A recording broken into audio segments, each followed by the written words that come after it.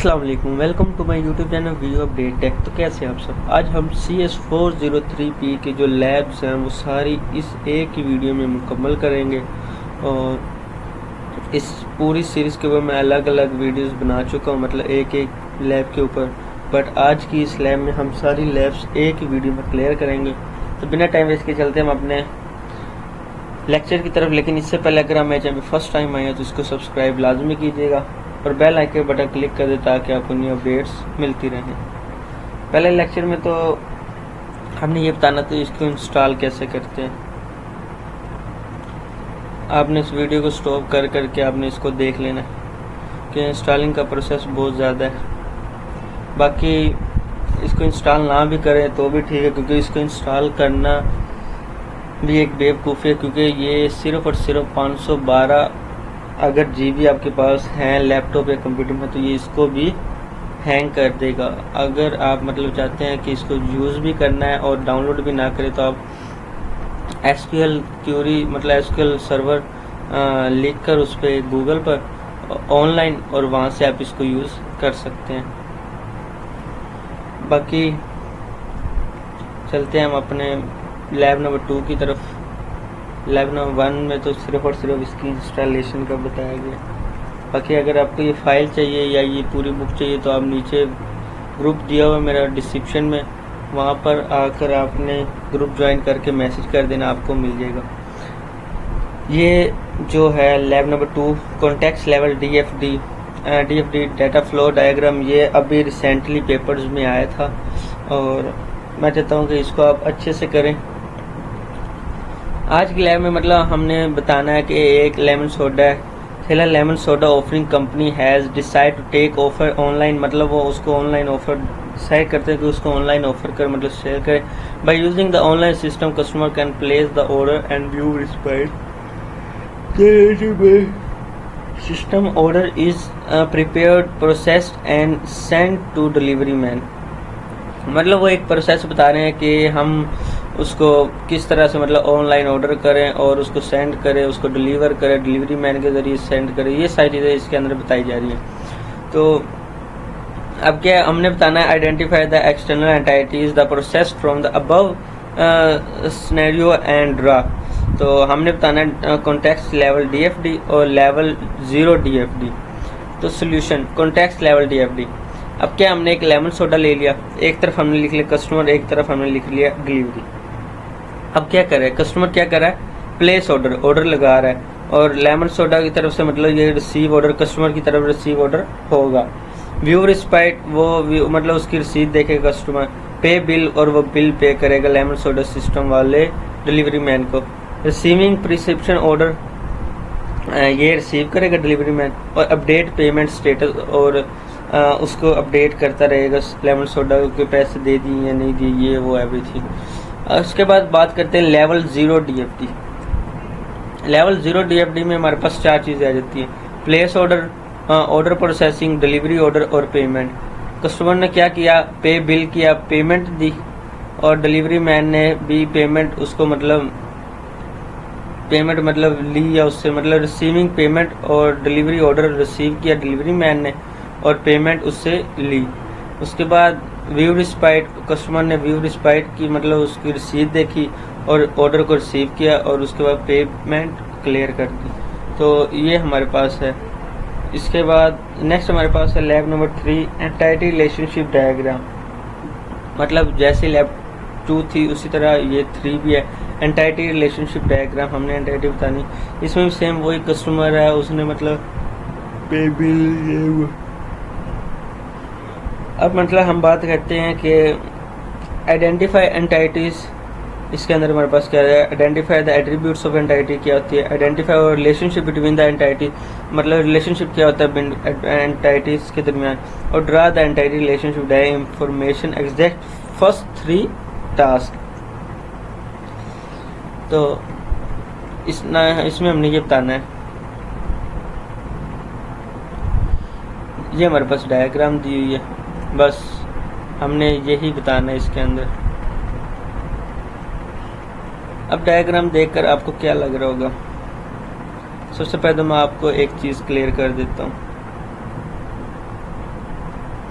ये आपको निशान नज़र आ रहा होगा, ये क्या है, एक आपको नज़र आ रहा होगा, ये देखिए एक लाइन इसकी तरफ आ रही है, नज़र आ रहा है, और ये क्या है, 3 लाइंस उसकी तरफ जा रही है। ठीक है, अब इसका क्या मतलब है, कस्टमर एक है, पे भी एक ही बंदा बिल कर रहा है, लेकिन बिल ज़्यादा भी हो सकता है, कम भी हो सकता है। कस्टमर एक है, ऑर्डर वो ज़्यादा भी दे सकता है, कम भी दे सकता है, मतलब ज़्यादा से मुराद ये 3 टाइम इस तरह निशान को लगा देते हैं, और कस्टमर हमारे पास एक है। अब क्या है, ERD एंटाइटीज रिलेशनशिप डायग्राम में हमने क्या बताना, कस्टमर का एड्रेस क्या है, कस्टमर का नेम क्या है, कस्टमर की ID क्या है, ये सारी चीज़ें हमने इसमें बतानी होती है। कस्टमर पे करता है बिल की ID क्या है और टोटल प्राइस क्या है। उसके बाद बिल मतलब ज़्यादा है, रिसीविंग डिलीवरी मैन एक है और रिसीव कर रहा बिल कितना ज़्यादा है, मतलब 100 है, 500, 1000 है, जितना भी। एम्प्लॉय की ID क्या है, एम्प्लॉय का नेम क्या है, ऑर्डर ID क्या है, डिटेल्स क्या है, ऑर्डर डेट क्या है, ऑर्डर क्या है, ये सारी चीज़ें इसमें हमारे पास आ जाती है। ठीक हो गया, उसके बाद नेक्स्ट चलते हैं। इजी था ये वाला भी। नेक्स्ट भी इसी तरह एंटाइटी रिलेशनशिप पर बनाया गया, एग्जाम्पल हमें वही दी गई है। सुपर टाइप एंड सब type of ERD entity relationship diagram, वही हमें एग्जाम्पल दी गई है जो 3 में थी। हमने पर्सन का क्या, उसका एड्रेस, उसका नेम, उसका पर्सन की ID बतानी होती है, कस्टमर और डिलीवरी नेम, बस ये चीज़ें हमने इसमें बतानी थी। रैशनल डेटाबेस लैब्स हैं बहुत इजी, बच्चे टेंशन ले जाते हैं, टेंशन नहीं लेनी, बहुत इजी लैब्स होती है। आपने थोड़ा सा समझ लिया, आपने ये क्यूरी उधर पेपर में पेश कर देनी। इसमें हमें प्रॉब्लम स्टेटमेंट दी गई है, तो एक कैंडिडेट है और इलेक्शन कमीशन ऑफ पाकिस्तान, मतलब कैंडिडेट का स्कीमस, कैंडिडेट का नेम क्या है, टैक्स कंटेंट, टेस्ट, उसकी एज, उसका नंबर, उसकी क्वालिफिकेशन है, ये सारी चीज़ें हमने बतानी। You are required to perform a database relationship has 4 tuples, इसमें हमारे पास 4 टपल्स होते हैं। Relation represent the database relation create in one has 2 dimension structure called table. Represent करे डाटा रिलेशन क्रिएट और डाटा रिलेशन का क्रिएट करे 1 या 2 dimension structure in call table, मतलब 1 या 2 से टेबल। अब पहला क्या था, उसका सोल्यूशन है हमारे पास। एक डाटाबेस, उसका रिलेशनशिप है हैविंग 4 टपल्स। अब क्या है, एक कैंडिडेट है, राना मसूद उसका नाम है, NA 45 या 40 BA, NA 45 में रहता है, एज उसकी 40 है, क्वालिफिकेशन उसकी BA है। सुहेल है, NA 116 है, 55 साल एज है, MA किया हुआ है। ये सारी चीज़ें उसका डेटाबेस रिलेशनशिप आ गया, बहुत ही इजी है, बहुत ही इजी। उसका नेक्स्ट टेबल नंबर 2 क्या है, रिप्रेजेंट हमने करना है और डेटाबेस का रिलेशनशिप क्रिएट करना है 1 और 2 डायमेंशन स्ट्रक्चर के दरमियान। क्या है, वही चीज़ है, कैंडिडेट का नेम राना मसूद, उसका मतलब हमने एक कंटेंसी लिख दिया NA 45, उसकी एज लिख दी, उसका BA क्वालिफिकेशन लिख दिया। बस हमने 2 टेबल्स के दरमियान उनको, मतलब एक स्ट्रक्चर के दरमियान उनको हमने लिख दिया, बस। नेक्स्ट है हमारे पास ERD एंड RDM। जो रिक्वायर्ड परफॉर्म लैब नंबर हमारे पास है ये 6। You are required transform the following ERD entity relationship diagram to relation data model using the transforming mapping rules in the video lectures and handouts. You have show primary keys, foreign keys. ERD ये तो हम ऊपर कर आए हैं, आपने भी देखा, मतलब ये हमें ERD दिया हुआ है, कस्टमर, उसकी ID, ये सारी चीज़ें। सोल्यूशन में क्या है, हमने उसको ही एक करेक्ट वे में लिखा, कस्टमर लिख दिया, ऑर्डर लिख दिया, बिल लिख दिया और डिलीवरी मैन लिख दिया। अब हमने उनकी चीज़ें बता दी, कस्टमर की ID थी, कस्टमर का नेम था, कस्टमर का एड्रेस था हमारे पास। ऑर्डर की ID होती है, ऑर्डर डेट क्या, मतलब किस डेट को दिया, किस डेट एंड है, कौन सी, मतलब उसकी डिटेल्स, कस्टमर की ID, एम्प्लॉय की ID, क्योंकि ऑर्डर में देखा जाता है ना कि कस्टमर की ID भी उसको दी जाती है और एम्प्लॉय की ID भी, कि आपने ये उसको मतलब एम्प्लॉय तक पहुँचाना, और ये कस्टमर कौन सा, उसकी ID ये है। इसी तरह बिल की ID, topic, price and customer ID, employ ID, customer ID। उसमें डिलीवरी मैन की ID और एम्प्लॉय का डिलीवरी मैन में एम्प्लॉय की आईडी और उसका नेम आ जाता है। Relational algebra operation, relational algebra operation में हमारे पास आ जाती है एक एम्प्लॉय नंबर 1 है, जिसमें ये मतलब एम्प्लॉय का नेम, उसकी डेस्टिनेशन, एज और सैलरी। एम्प्लॉय नंबर 2 है। अब हमने क्या बताना, वो कह रहे हैं कि सैलरी उसकी कम हो 20,000 से एम्प्लॉय नंबर 1 की। ठीक है। सोल्यूशन नंबर 1 में अब हमने क्या लिखना है, सोल्यूशन नंबर 1 में हमने वो कमांड्स देने हैं जिनकी सैलरी कम है। और पहले मैं ये सारा पढ़ लेता हूँ फिर नीचे चलते हैं। सोल्यूशन नंबर 2 में हमने देना है कि जिनकी 40,000 से सैलरी अबव है वो हमने लिखना है। और 3 में हमने लिखना है कि 2 एम्प्लॉय नेम एम्प्लॉय सैलरी, मतलब 2 employ name salary employ 2 employ 1 and U employ 2। जब मैं करवाऊंगा आपको समझ आ जाएगी। 1 हमने लिख लिया, सेकंड हमने लिख लिया कि जिनकी सैलरी उससे ज़्यादा है, मतलब 40,000 से कम है, वो हमने यहाँ पे लिख लिया। उसके बाद नेक्स्ट हमने क्या लिखा, फारूक, वकार, मतलब सिर्फ उन्होंने कहा उनकी सैलरी लिखें और उनका नेम लिखें, हमने यहाँ पे लिख लिया बस। 4 में उन्होंने कहा कि एम्प्लॉय जो एम्प्लॉय की सैलरी और एज मतलब उनकी सेम है वो सिर्फ लिखें और उनके डेस्टिनेशन भी सेम है, मतलब खाली खान है उनका डेस्टिनेशन डायरेक्टर है और पीछे भी एक था उनका भी डेस्टिनेशन डायरेक्टर था, तो इन दोनों को हमने एक उसमें लिख लिया ग्राफ में। उसके बाद नेक्स्ट चलते हैं लैब नंबर 8 नॉर्मलाइजेशन। नॉर्मलाइजेशन में अब हमने यहाँ पे इसमें बात करनी है, you should study the concept of normalization and different normal forms in course. तो इसमें हमने बात करनी है एम्प्लॉय की ID, name, department name, salary, course title, date complete. तो सबसे पहले तो आप ये देखें एम्प्लॉय की आईडी 101 है, लतीफ़ है 104 है 104 है, जफ़र है जफ़र, मतलब सेम है। अब हमने क्या बताना था इसमें, हमने बताना है the above relation in different redundancy the relation and express the shorter notice. Employee उसकी आईडी, उसका name, department name, salary, course title और एम्प्लॉय की आईडी, कोर्स टाइटल, एम्प्लॉय की आईडी लिखना, उसका name, department name, salary, employee की ID, course title and date complete. Solution में अब हमने क्या बताना है, are the partial department attributes are removed and placed an other relationship when a relation is converted from 1NF to NF. The decomposition must satisfy one of the following condition. A relation with while will be in 2NF if any of the following condition in roots. सबसे पहले हमारे पास आ जाते हैं the primary की of consist only 1 attributes, मतलब हमने उसमें एक एट्रीब्यूट्स लिखना है। Non number non keys attribute exist in relation, जो एग्जिस्ट पहले करते होंगे उनको हमने एक टाइम लिखना है। एवरी नॉन की attributes for depends on the set of the primary की एट्रीब्यूट्स।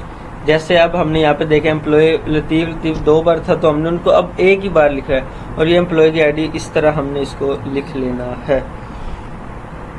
कोर्स आईडी 101 लिखा, एडवर्टाइजमेंट 101, सर्वे और इस डेट को, मतलब जो अलग चीज़ होगी वो हमने अलग लिखनी। जैसे इन्होंने कहा एम्प्लॉय की आईडी लिखनी है, कोर्स टाइटल लिखना है और डेट कंप्लीट, बाकी और कोई चीज़ नहीं लिखनी, ना उसका नाम लिखना ना उसकी डेस्टिनेशन लिखनी।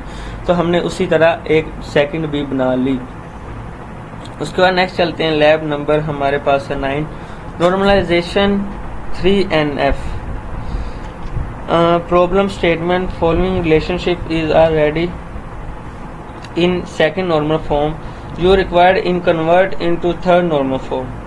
के सेकंड नॉर्मल फॉर्म में ऑलरेडी एक रिलेशनशिप है, हमने क्या करना है उसको कन्वर्ट करना है। एक रिक्वायर्ड है हमें सेकंड नॉर्मल फॉर्म, हमने उसको कन्वर्ट करना थर्ड नॉर्मल फॉर्म में। टेक्निक्स आर स्टडीज सो फार, इसमें हमारे पास मतलब आ जाती है कस्टमर की आईडी, उसका नेम, सेल्समैन और उसका रीजन।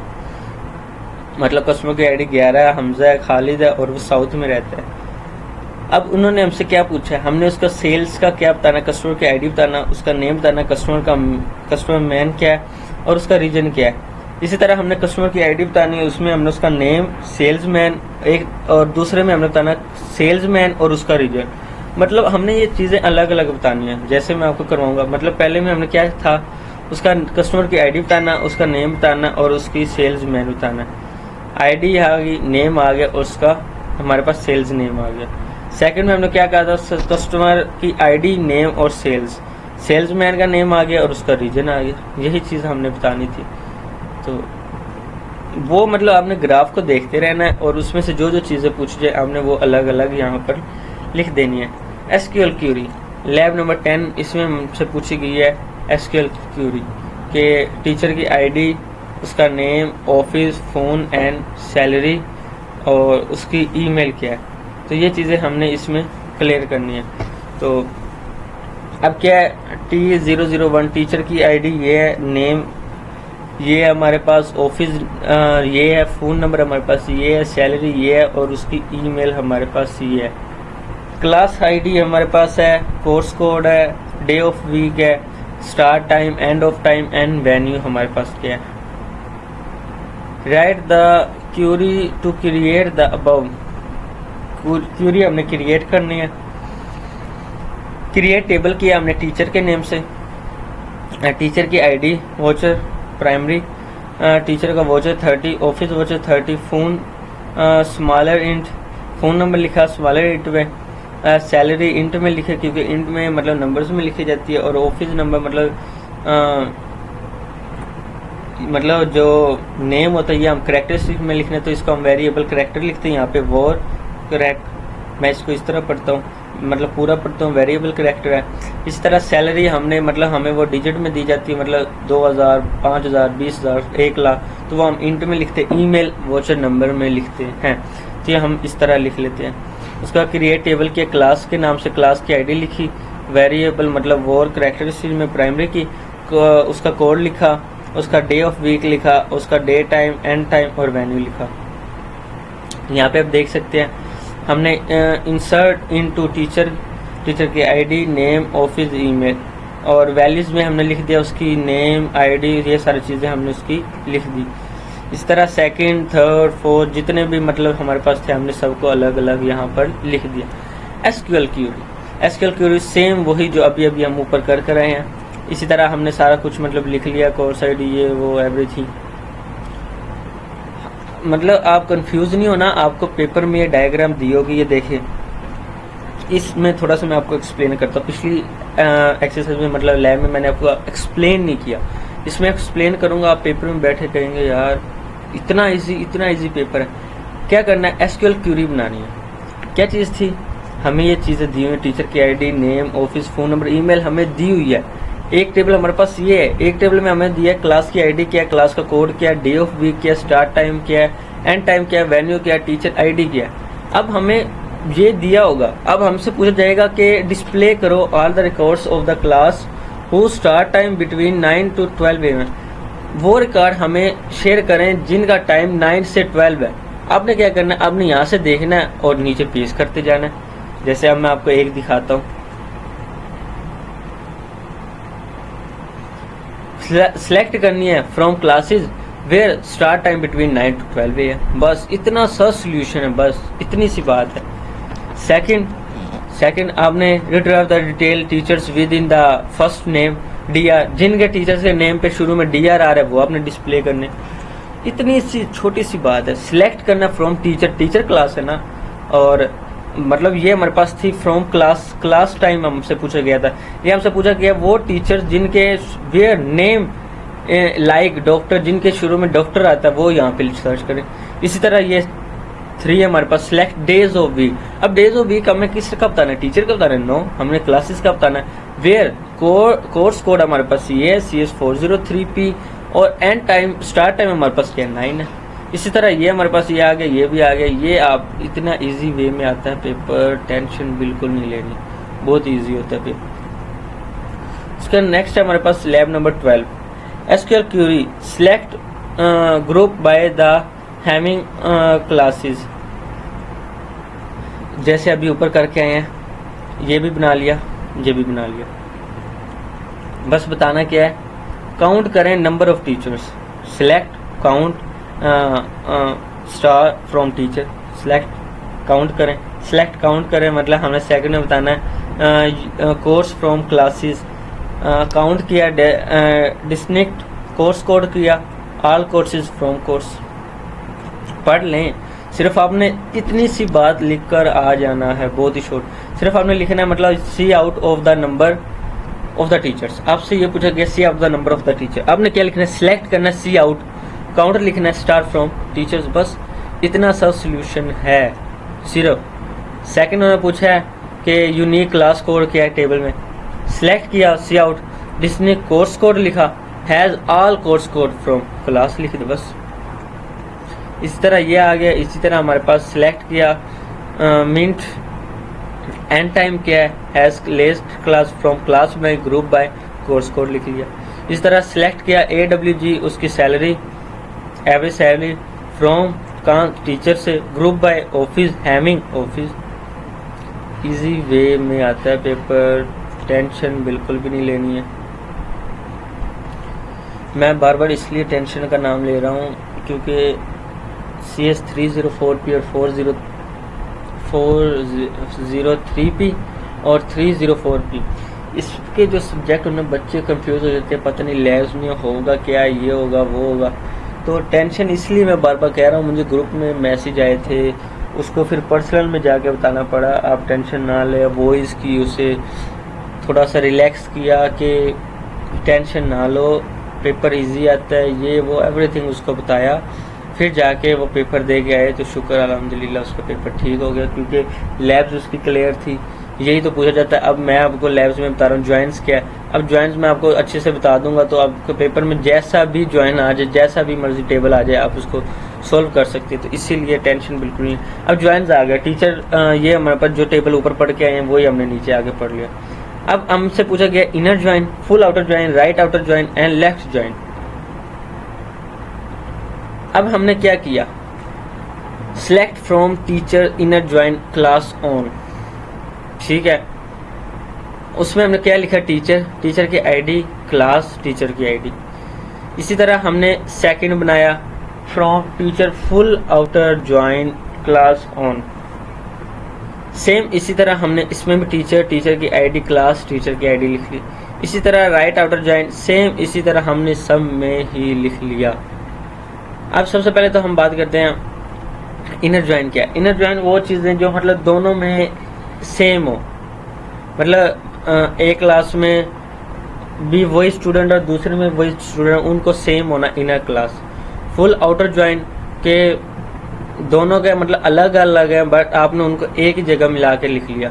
राइट आउटर ज्वाइन मतलब जो राइट साइड पे है, मतलब उस साइड पे जो आपको कमांड दिया गया है। लेफ्ट आउटर ज्वाइन जो लेफ्ट साइड पे आपको कमांड दी गई है। ये चीज़ें यहाँ पे आपने लिखनी है। उसके बाद लैब नंबर 14 इंडेक्सेस। इंडेक्सेस भी मेन टॉपिक है हमारे पास। टीचर, टीचर आईडी लिख ली, नेम लिख लिया, टीचर 1 डॉक्टर नजमा वहीद। इसी तरह हमने ये सारी चीज़ें उनको लिख ली। बताना क्या, मैन एसक्यूएल क्वेरी क्रिएट करें unique index on teacher ID का column from the table of design order. Second में हमने बताना है यूनिक इंडेक्स नेम और ऑफिस। समझ गए। फर्स्ट में क्या बताएं, क्रिएट करें यूनिक इंडेक्स।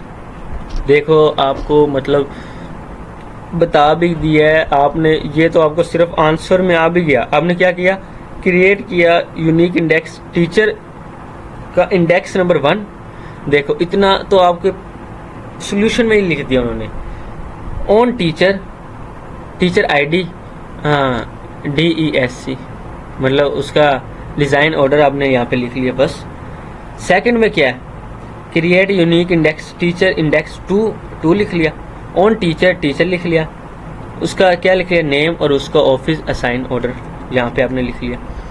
उसके बाद नेक्स्ट हमारे पास है लैब नंबर 15 व्यूज़। व्यूज़ क्या है, नाम से ज़ाहिर हो रहा है व्यूज़, किसी भी चीज़ का मतलब व्यू होना।